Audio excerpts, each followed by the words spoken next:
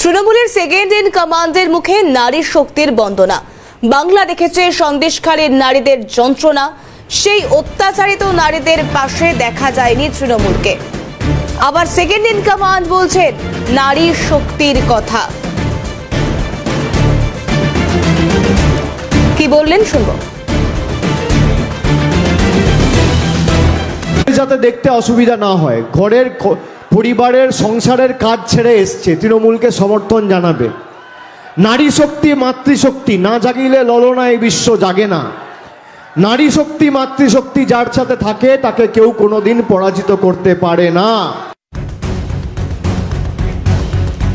এই গোটা বিষয় নিয়ে সুকান্ত মজুমদার কি বলেছেন শুনবো।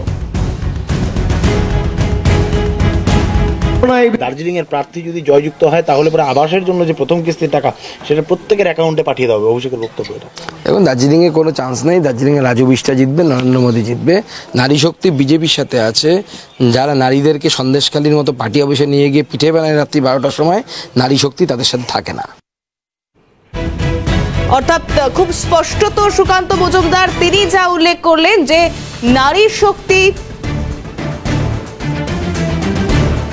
যারা সন্দেশখালীতে নারীদের মান মর্যাদা রাখতে পারে না, যারা মহিলাদের রাতের বেলা পিঠে বানাতে ডাকে, তাদের সঙ্গে নারী শক্তি থাকে না, এমনটাই সুকান্ত মজুমদার স্পষ্ট করেছেন।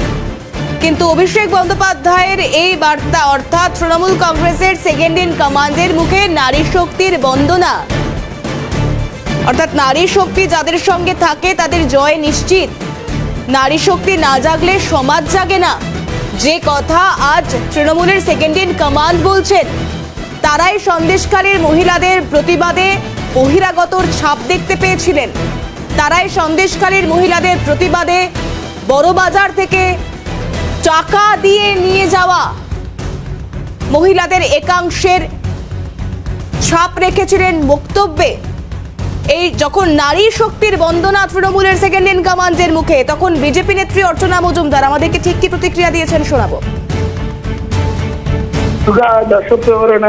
দুর্গতি নাশিনীর শক্তিতে যারা উপাসনা করি, বিশ্বাস করি, আমরা অটোমেটিক্যালি নারী শক্তি বা শক্তি স্বরূপা মেয়েদের, মায়েদের, বোনেদের সম্মান করি।